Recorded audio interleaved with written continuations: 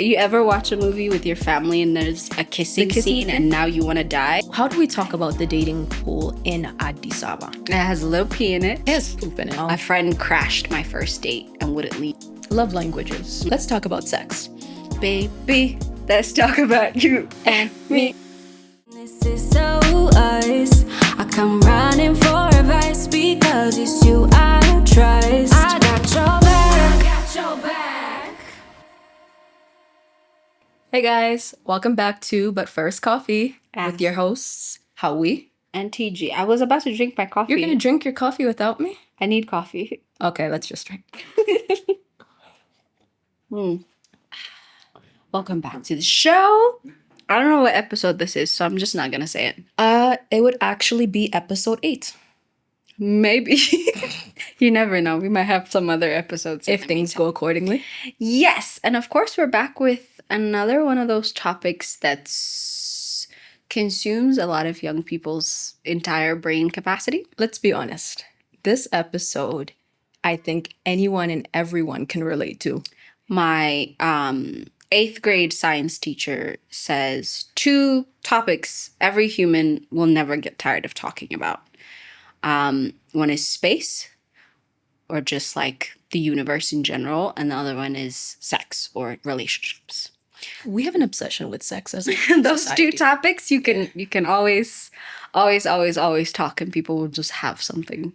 But I think in our society, talking about relationships, you can talk about it to a certain degree. True. Without it being uncomfortable. True. Then there comes a part where people are like, you're supposed to talk about this behind closed doors, not in front of people. But then again, I look at our population and I'm like, I wish we talked about it more. Maybe we could get this under control. But we're living in a day and age in which if we don't talk about it, there's so much content online and people will find out how to go about it one way or another. And it's always just, I understand that there is good relationship advice out there, qualified people. Mm-hmm. But the ones that trend are almost always crazy. It's the toxic ones. I don't know what that's about. Why is it that toxic anything is always the thing that people want to listen to? Love it. We love the drama. But we are going to talk about relationships today. Me and how we are in different places when it comes to relationships. Mm-hmm. And we have, different perspectives on some things, similar perspectives on others. For the most part. For the most part, we stay out of the dating pool. I mean, first of all, when have you been in the dating pool? You have been married for like 10 years. 10 is aggressive. Did I stretch it out? I would have been underage. So I've been with my partner for 8 years, going on 9 years at this point. I was a child bride. Not much of an exaggeration. I was a child bride. That's an honest. Yeah. Honest. So I haven't been anywhere near the dating pool for a long time. But I have a lot of friends who are single and who date. Yeah. And I like to be their go-to person to give them advice. I don't know. Who put me in charge of that? I think you put yourself in charge. Maybe. I was a menace when I was in the dating pool, which is probably a good reason for me to leave. I mean, how do we talk about the dating pool in Addis Ababa? It has a little pee in it. It has poop in it. It doesn't have pee in it. What are you talking about? I'm dead. We'll approach it cautiously. And again, this is anything I could say about dating these days is just from observing other people dating. And seeing also what's happening online. It doesn't seem great At all?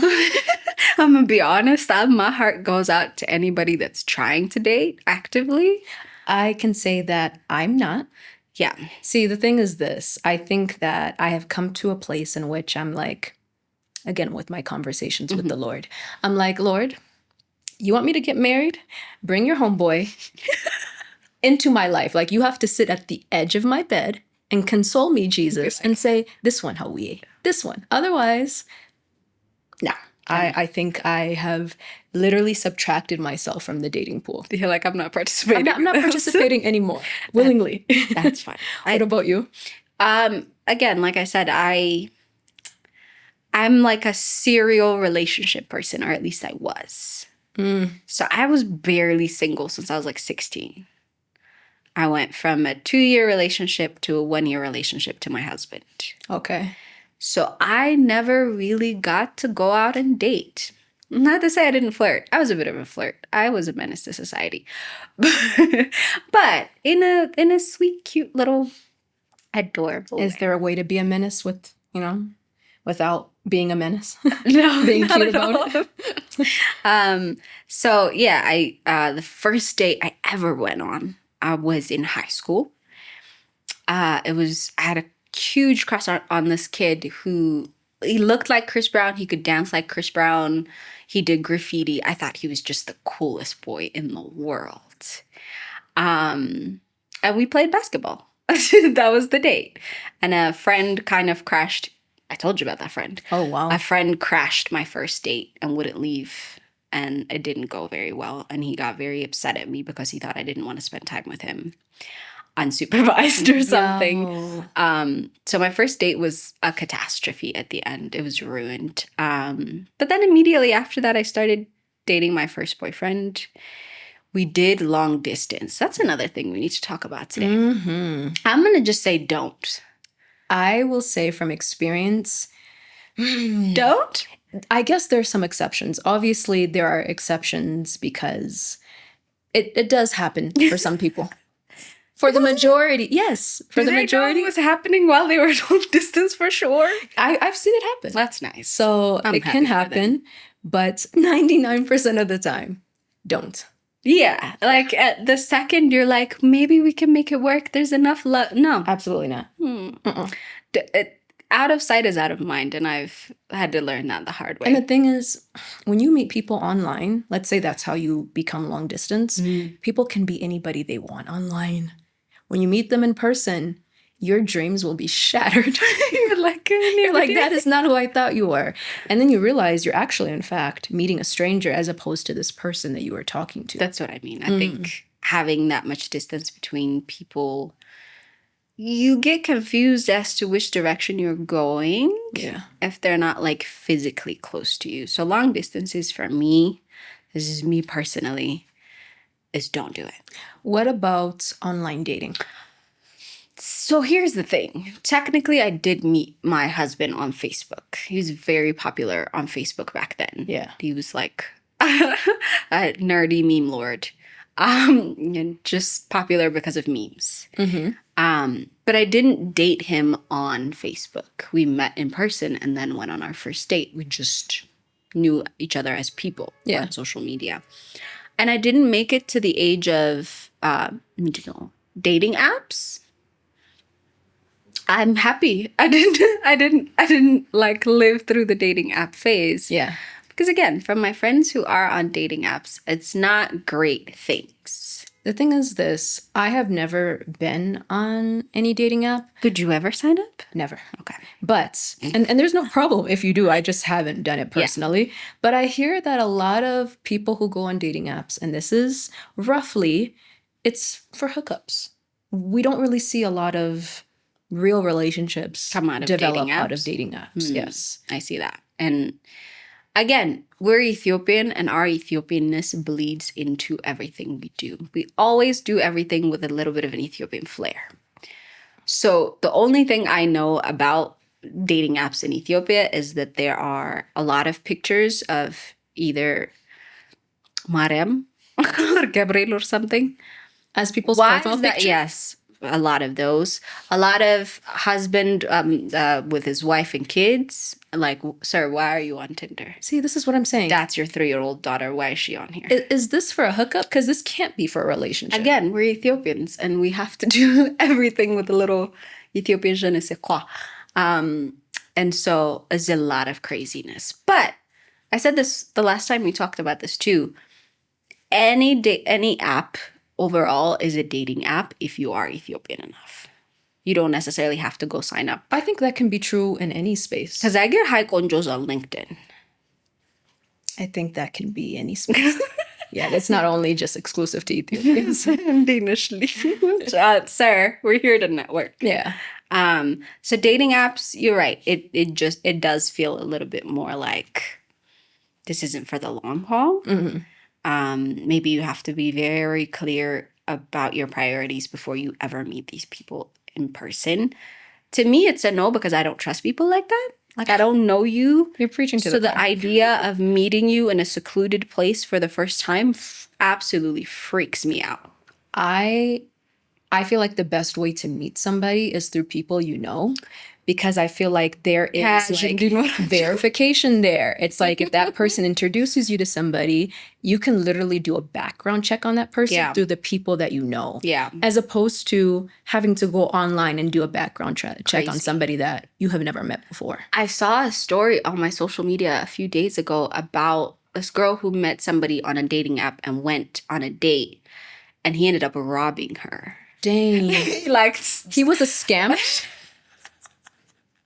imagine, you know how women are when we want to go on a date. We like put on the clothes and change outfits 60 million times and do your hair, and you want to make a good impression, and you're nervous, and you get there. And he asked her if he could use her phone because his phone died or something to call somebody, and then poof, gone. Oh, I was like, That is she's never gonna date again. See, this is the thing. would've I'm the broken kind of person, if my, like, you know, people who are close to me, if they want to date somebody, I'm like, tell me the first and last name. I'm gonna go stalk him. I am looking up everything, and I'll find anything and everything about that And person. if I can't, I'm gonna sit in the corner of the room with a really big hat and sunglasses just to make sure you're safe. Like I said, I will do a background check and let you know, hey, this person is not legit. You better quit. Or they have a wifey kid somewhere. So Hey, I'm telling you. So yeah, that's my only like about dating apps is one, I don't know if I'm safe with a complete stranger. And two, it's hard to really trust people based off of a photo and like 2 lines. Yeah. So when you go on these dates, it more or less feels like you're taking a chance for a good time, not a long time. Let's talk about sex. Baby, let's talk about you and me. Why is it still uncomfortable to talk about sex taboo? in our society in this day and age? Again, you see our population and you're like, clearly it's not as taboo as it should be because we're multiplying like rabbits. But simultaneously, we refuse to acknowledge it even happens. My like views on sex are this. Like, God made sex. All right. Yeah. God made sex. Sex in its right context should happen between a husband and wife. The problem is, I think we're living in a time in which people want to experiment, people want to get to know people. People are having sex and they don't even know the names of people they're having sex with anymore. Like, let's be all the way honest. If we're being very real, and the part where we don't talk about it, like, for example, parents are supposed to sit you down and do that whole birds and bees thing with you when you're old enough. They're supposed to talk to you about contraception. They're supposed to talk to you about, you know, healthy, safe sex. Do you know anybody who's Ethiopian that's had parents that have, I don't know anyone. Is there anybody in here that had that conversation with their parents that sat literally you got- down? Everybody said no. I feel like you had the coolest parents, no? Not even you? He's like, I I don't remember. So parents are supposed to be your first source of information for this, because if you don't learn it from them, you're going to get it from a few other places. One is the internet. Yeah. You give your child a phone, but you don't talk to them about sex, and you expect them to have a healthy relationship with intimacy. Is crazy business, because do you know what's on that phone? My point You know the exactly. type of things those kids have access to. And that's the thing. As a society, if we don't learn to have uncomfortable conversations, well, guess what? People are going to have other means to somebody talk to. else is going to show them, and they're going to show them the most perverted version of it, and like alter their brain chemistry Of what and sex is. Yeah, and their understanding of sex for life. And I think the underlining thing that people don't talk about concerning sex, besides the fact that so many things can happen when you do, is the soul ties that you literally attract when you have sex. And these are things that even after you're no longer in touch with that person, those soul ties follow you. And it can really disrupt your energy. It can disrupt your life. It can even disrupt the future relationships that you have. So when people are like, well, don't have sex, it's like, well, we don't talk about what happens when you Yes. Say why. Explain Yeah. to people why it's better to abstain. And again, we're not telling anybody how to live lives. do. Oh, we're not. We're not. And we're not naive enough to be like, don't do it. It's going to work. It doesn't work. I think that everybody should just be in tune with yourself. I think the biggest relationship, we're talking about relationships, is the one that you have with yourself. And when you're in tune with yourself emotionally, sexually, mentally, and all the things, then you can be able to make those decisions for yourself. We're just talking about our own perspectives, but I feel like at first that begins with you. So that's how I look at it. I absolutely agree. And so even as adults, even as grown people, you see the type of relationship people have with intimacy. And you're like, ooh, nobody taught you proper etiquette or like the right safe way to go about these things. And Nobody again, talks about it. soul ties are one thing, just your overall health. pH levels, Jesus Christ, even if you're safe. balanced. Yeah, you don't want to throw that out of whack, ladies. Please. Yeah. I beg. Yes. Unwanted pregnancies are huge. That's a lifetime thing that you... Hey now. So, before jumping into the whole relationship thing, please don't look at your teenage kids and be like, they know nothing. I don't need to do this. Oh, honey. People like even the youngest generation. If you're not talking to them by 14, 15, you're already too late. Honey, 10. What? Like at 10. 9, 10. is a 10. Okay, if we reel it back, 10 is a good time to talk about private body parts no adults should be touching, Yes. things like that. That is an important time to start that conversation. Your menstrual cycle too as a girl, you know what I mean? Boys even going through, what I mean? Puberty. Yeah, so starting these conversations off early helps you talk about these much, much better later on in But life. it helps with the transition because then you don't have to jump and be like, sex. You know what I mean? Yeah. You can literally work your way up to it by just being like, these are the, physical changes that take place in the body. They're natural. The moment that we make it seem like it's unnatural, even though these are things that God has created, is when it becomes weird. Don't do it. Ethiopians, we need to fix this. Brace ourselves. Expeditiously. Hopefully our generation, I think we're making a difference with the kids that we have. I really hope so. Yeah. What is the weirdest thing that's ever happened to you on a date? Why did you just zone out? Because I don't remember. I don't remember. It's been so long. I don't really remember the weirdest thing. I see. No awkward interactions, no dates you had to leave halfway. Yeah, we're going to have to come back to me. Okay. Why am I blinking out? I don't know. Yeah, it's been a while since you've been on a date, I suppose. Because I just refuse to. Okay. I just refuse to now. Now I'm like, we're not doing this. But I have, gone on dates and I'm just like in the middle. I'm like, ooh, what's our exit plan, Howie? I should have stayed home. Yikes. And now you're just like, I ate this meal. I'm having this conversation with this person that I don't want to talk to anymore.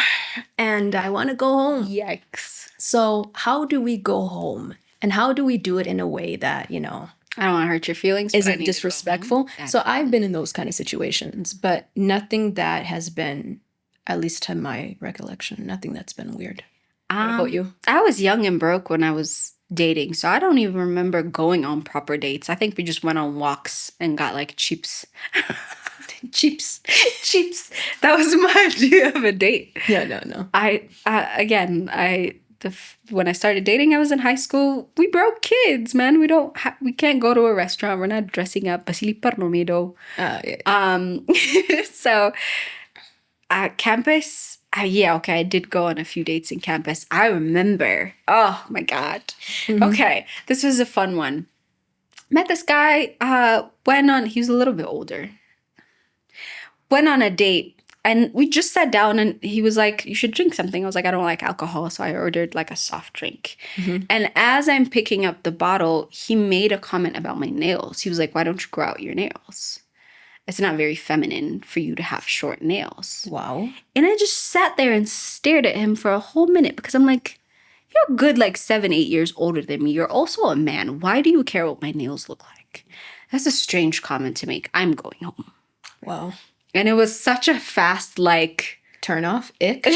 immediate, like, crash and burn. Like, Yeah. you said the smallest thing, but you can't come back from that because now I'm looking at you funny. Like, okay, because you know how people talk about how icks are a thing now? That's a problem, too. What would you consider to be an ick for you? Oh, my God. Am I putting you on the spot? We're going to get in so much trouble because the smallest, again, so an ick, for anybody that doesn't know, is like small inconsequential things that the other gender does that makes you just go, ugh. Yeah. And I get it for things that I feel like are, so sometimes I'll hear people be like, a man holding an umbrella is an ick. It's really not. Oh, okay.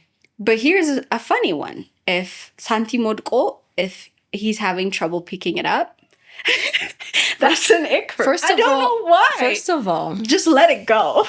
if money, like actual goods, falls out of your pocket, it should be the only time you pick it up. Santim, let it be. Just, I don't want to see you bent over just doing that. Are you kidding? I don't know why. I don't would know hope- why. I would hope he wouldn't even notice and he'd just be like, and just go. You know what I mean? Imagine bending down to pick up Santim. Being like, alin na sambal. Embarrassing. Not even embarrassing. Embarrassing. It's just that, like, stupid things like that. Nothing too, like, aggressive. Yeah. Do you What have is an ick? So the thing is, an ick for me, there's no like particular thing. It's not like this is a definitive ick for me. It has to be like something where I'm getting to know the guy and I'm like, I don't like that you did that. Yeah. You know what I mean? See, so being rude to, like, waiting staff. Oh, things yes. like that, yeah. Being just talking a lot about yourself. You know what I mean? Some people do that where it just go on and you're like, hello, like I'm also here, you know? So like there's certain things where if you're arrogant, if you're rude, if you're inconsiderate, as in like you're just not considerate of the other person, it can just be minute things, but ick. See, So these it's- are reasonable. again, The yes. Santim picking up thing is just so out of pocket for But no sometimes reason. sometimes something happens and you don't know why that turned you off. And you're like, never again. Okay, let's go on a break. When we come back, I want to talk about the nice parts about dating. The I don't nice want parts people about dating? to, just be like, ew, dating. No, dating isn't all bad, but also we can ask each other some questions too. We can continue this. Good gravy. I'm excited. All right, guys, let's get it. I got your back. So we're back. We're talking about relationships. And in the first half, we don't want to scare people and make it seem like relationships are all bad, because there's definitely beautiful parts of relationships that we want to talk about too. Yeah, I was telling my friends, I feel like such a traitor because I like living with a man. And that's not something I ever thought would ever come out of my mouth, man. I will say I didn't grow up with a very good, just overall concept of marriage. Like I saw the people that were married around me growing up. Mm-hmm. And I always thought, that's enough for me, dog. Right. That doesn't seem like a good time at all. Like, y'all, I don't know if y'all like each other. I don't know why you're together and have a family. So it was a surprise to me as it was to my friends when I settled down. So very, very young.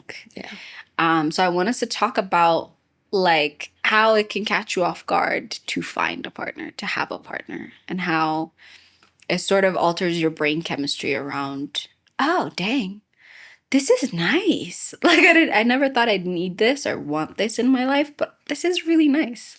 Yeah, I think a beautiful thing about relationships, the thing is that relationships help you to explore yourself more. If you think you know yourself well enough, you don't know yourself until you are in an intimate relationship You get with someone. tested. In different ways that other people wouldn't be able to test you. So have you seen that in yourself too? Absolutely. Again, I went from living with my parents to living in a dorm to living with my husband. I didn't really get that, like, alone me time to discover and find myself. As much as I tell women or anybody when I talk to them now, where I'm like, get to know yourself and, grow as a person. Before, as much as I say that, I didn't do that. I'm doing that, and I'm telling you, it's bliss. Yeah, I love it. a part of me is like, I don't really know who I am by myself. I didn't really get the chance to find out. I just found somebody that I was like, it's not gonna get any better than this. This is it. Like, it has to stay this way. Oh, that's beautiful. But I do tell people, like, if you are dating, it has to start with you, just you independently, as you as a human being. You have to figure out a couple of things before you step into a relationship that can help make that transition better. What do you like about being by yourself and living by yourself, especially? I think, one, you have the freedom to just do whatever you want. But also, living by yourself helps you to understand who you are in a safe space alone, because you're not with your parents or you're not with a significant other. You're just you. So it's essentially, you ask yourself, well, who am I? Who do I want to be? What do I like? What do I like? What do I dislike? What's uncomfortable? What are my boundaries? It gives you the space to truly explore yourself, and sometimes even go farther and ask yourself, you know what I mean, questions that maybe are uncomfortable, or, maybe have, trauma along with it. So basically knowing yourself, knowing how you communicate, because as much as we always talk about, communication Is key. Not everybody, I feel like, communicates well, not just, verbally, but also through your actions. You learn yourself. And I think the period of time I've lived alone has helped me to really do that. That's really nice. Like I said, I didn't get a chance to do that. I was like 22 by the time we moved in together. A baby. We're both idiots at that point. But it did allow us. So my partner is the type of person where he doesn't really care about anything. Like, you know what I mean? He's just a chill guy. Like the meme, he's just a chill guy. And you could do anything and say anything and participate. He just really, there's nothing you could do that'll make him be like, whoa. I like that. So that gave me the space to sort of discover myself while we lived in the same house. This is what I understand about living with a person. How we can give you guys advice on how, when you're single, how to figure yourself out. What I can offer is, once you start living with somebody, what you can expect, for starters. Talk about it. One, if you never learn to manage finances, it's very interesting to have to manage finances with somebody else, because we're both careless with money. Yikes. It's a problem. Neither one of us goes, no, we probably shouldn't spend that money. We're struggling, you guys. Two, having someone constantly in your space is not always easy. So what we like to do is we'll be in the house together, but alone. Like, he'll play video games for 2 hours straight and we won't say a word to each other. He'll forget I'm in the house. And I'll either watch a movie or read a book for like 2-3 hours, and I'll forget he's in the house. I like having him there, but I like having space, time to myself as well. I see that sometimes when people live together, they're under the impression they have to be like this with no personal space all the time. I don't think that makes sense. And have to be like, you forgot all day. No, you don't. I mean, I think maybe that's what people post online, but I don't think that's the reality of relationships. Give each other space. Yeah. Just let each other breathe for a second. Yeah. Third is, if you have pet peeves, you have to learn to let go of your pet peeves. Yeah. Like that whole toothpaste thing. To me, if you don't like push the toothpaste from the bottom, you're a heathen to me. But no. All these years, he still will just pull it from Kamahad. But that's and like... I'll have to go back and be these are like minor things that I think you get used to over time, maybe. But there's no resentment. And there's no like... I think that's another one that you were talking about, is like communicating. Sometimes you communicate with... You talk. Other times your energy communicates. And you have to learn to read your partner. especially with women, I feel like we don't tell y'all.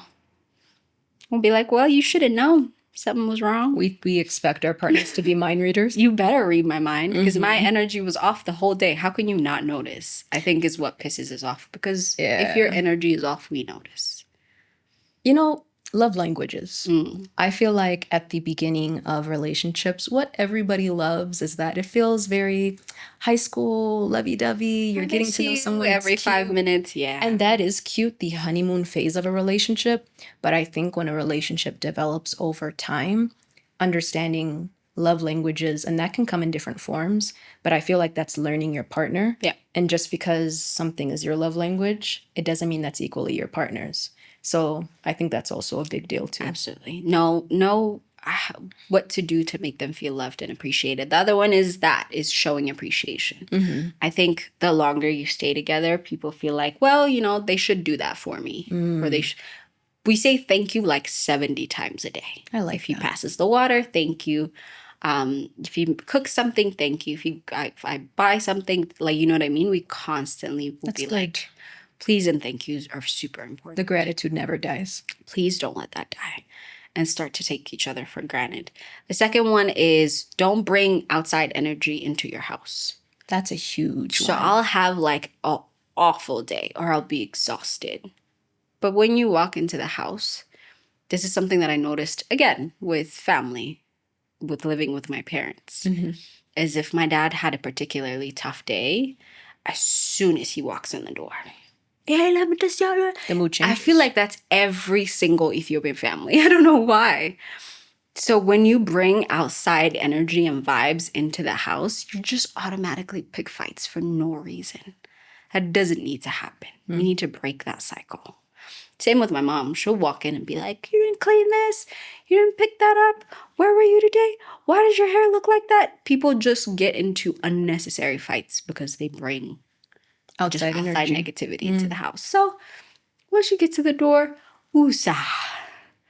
You'll deal with it. If you need to talk about it, you can. But that first interaction with your family when you walk home and when you leave should always be smiles, should always be I love you, should always be highs. These are good points, I think, that you've made. One thing that our people were also saying that we should do, our people in the back, is how do we talk about sex with the kids? With the younger generation. Dear golly. Yeah. So we touched upon it earlier. We said, if you haven't talked to them at all and they're teenagers now, that's a different conversation from if you have very young kids.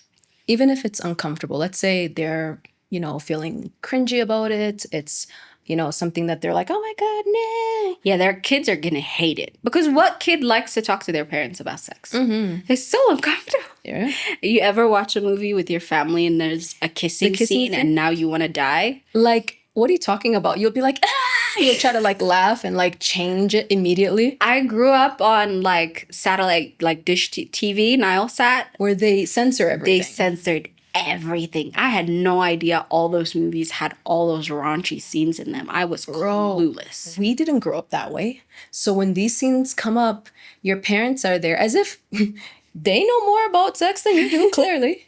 And so when it comes up, you're like, yeah, and you're trying to laugh and change the subject and as if to distract your parents.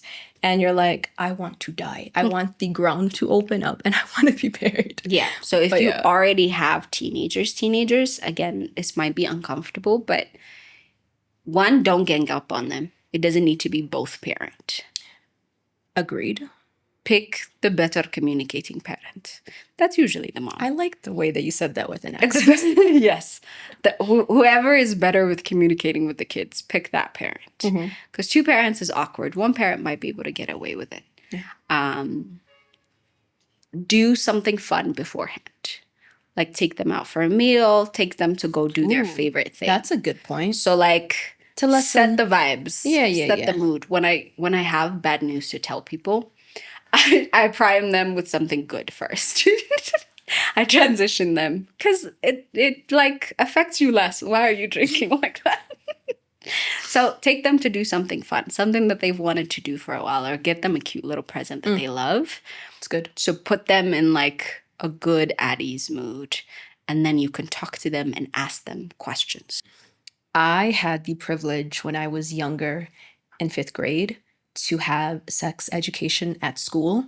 So they taught us all the things concerning intercourse. You're really lucky. And don't get me wrong, it was uncomfortable. I'm sure. But again, it was an educational way of explaining sex and the safe way of how to actually have intercourse. So they showed us with the whole banana and, you know what I mean, putting it over a condom. So that was safe and that was done educationally.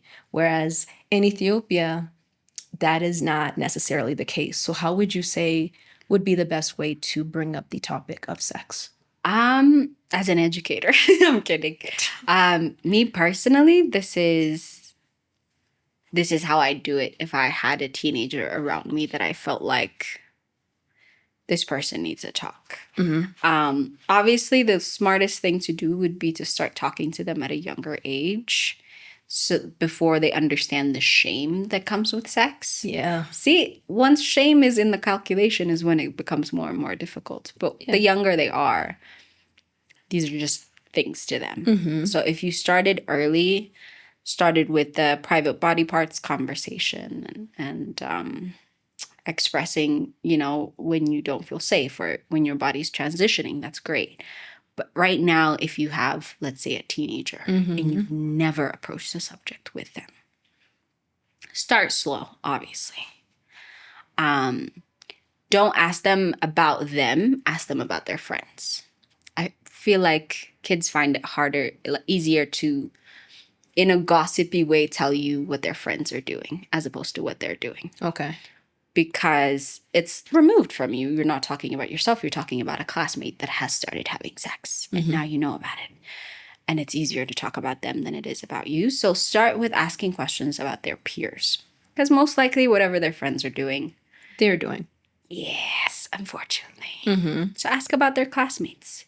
Ask if their classmates are going on dates, if they have boyfriends or girlfriends. And then you could slowly transition that into, do you have a crush on anybody?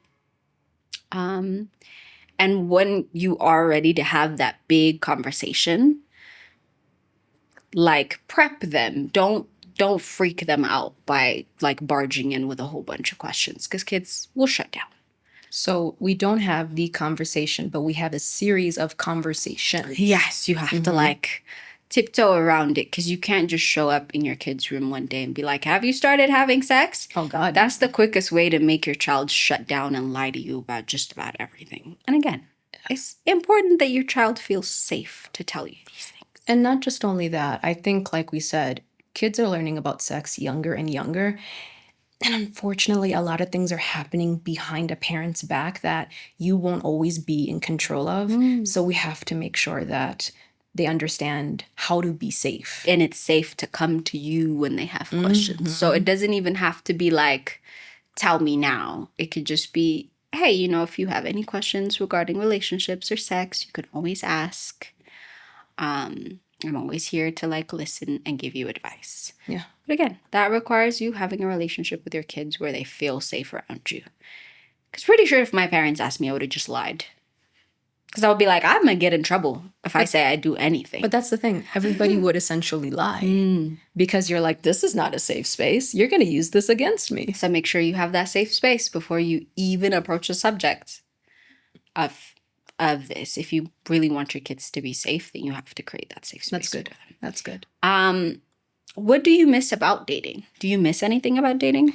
Like I said, the beginning of dating is exciting. The little cute. Because you have like, you know, the whole butterflies. It's, you know, you're getting to know each other. You're getting dressed up for dates. Like you're conversing and, you know, you're getting to know someone. I'm a kind of person like I get mentally stimulated by conversations that I have with people. So it's like that part excites me. And the whole person excited to get to see you. You are excited. It's very, like I said, high school lovey-dovey. It's very sweet. But I also think that the beauty of it developing into something mature and something long-lasting is nice too. So that to me is not something that I would want to do with just anybody. The fact that you found that is beautiful. But for me, I feel like relationships are so sacred. And in this day and age, I know that people are, having fun and they're out there. But I guess I have experienced that. And now I'm just like, I want to wait for the right one. Yeah. So That's that's my take. I like that. Yeah, and that's another thing we need to talk about as well is dating with intentions. I think it's very easy to be like, it's terrible to date out there. Everybody sucks. Everybody's a liar. Everybody's a cheater. But it's important to like take a little bit of responsibility for how your dating life goes. Yes. How you communicate, what you look for in people, the things you overlook. Like the big giant red flags that you see in front of you and you're like, make an excuse for them. And I think all of us have been there. Yeah. Where, oh my God. Yes. Where a relationship will ultimately be a disaster, but you're not looking back at the amount of red flags you've ignored. Because it doesn't get there overnight. Like this, you were there. Like the whole time it was developing, you were a part of this too. And I understand being manipulated and all, but a lot of us, especially when we're younger, we don't really date with, again, mindfulness. Because you're not taught that. I have no idea what I'm looking for. You go into dating, it's like you're thrown into the deep end. I have no understanding what dating is. I don't know how to date well. I just know that he's hot and I like him. He makes me feel things. He makes me feel things. I'm just a girl. I'm just a girl.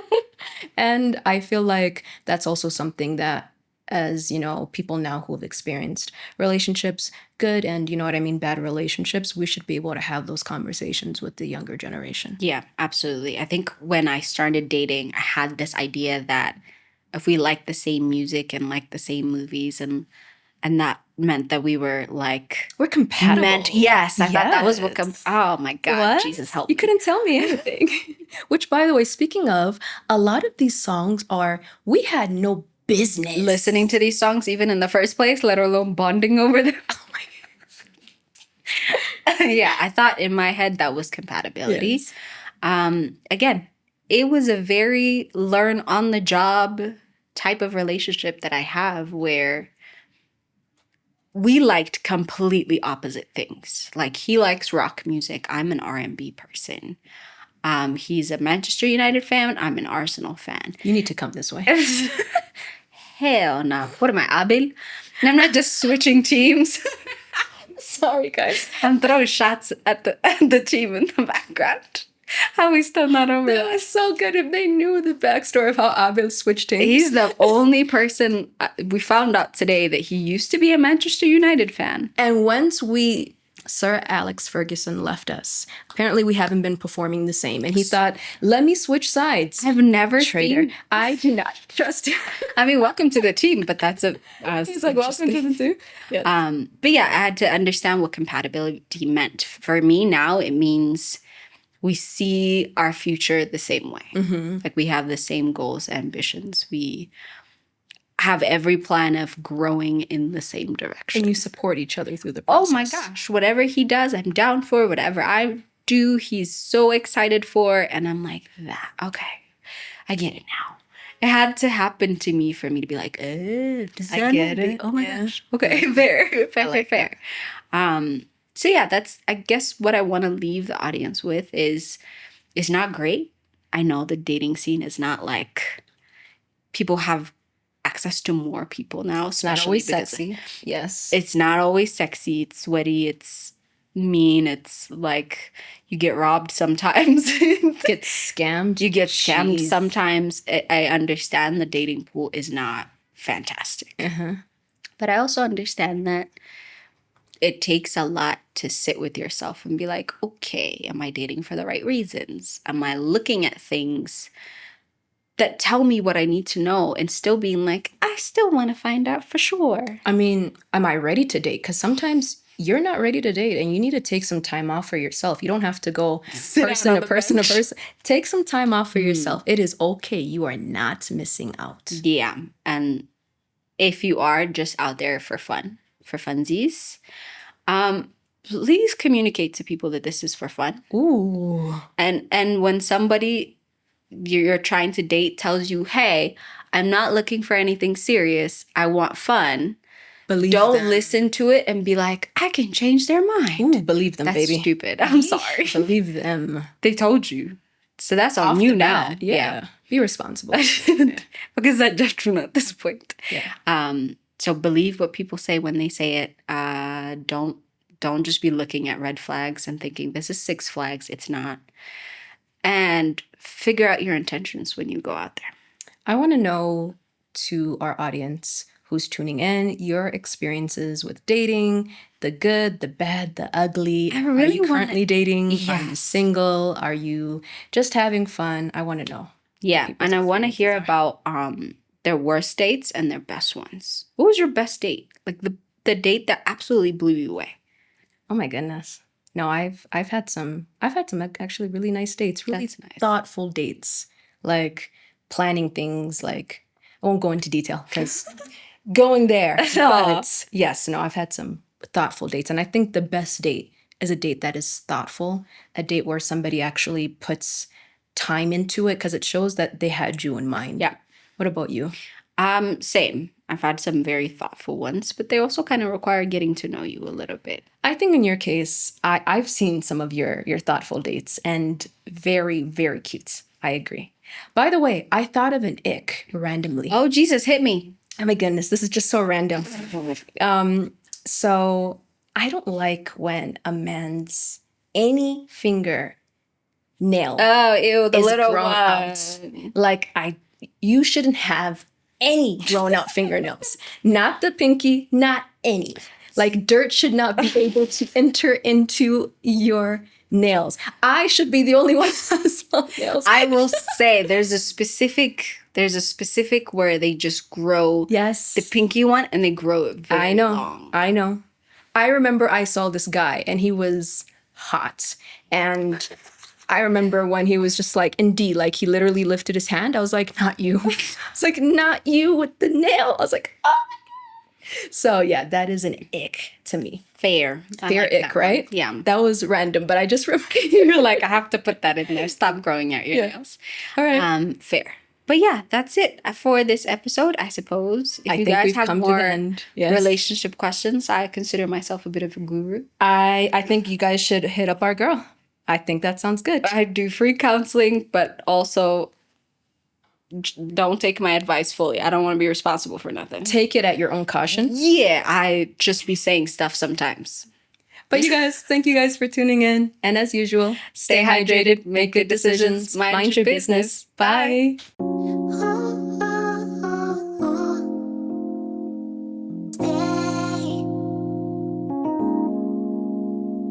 I know it's been a long day, a long week. Amount. Not only that, So you how do you like put it in your mouth without it? How do you do it go cutely? everywhere. Like I said, t-shirt in Diaragun. Hindi ba kayo gawa ko? Like this. Like, I take my t-shirt, It's I so bunch it, and then I put cologne in my t-shirt. No, And how I do you- just take little bits. okay? That's the only way to be cute. All right. don't think you're thinking about being cute. I know, yeah, I was thinking No, about. I'm trying to say Shabatale. otherwise. Hindi ba ka literally will go everywhere.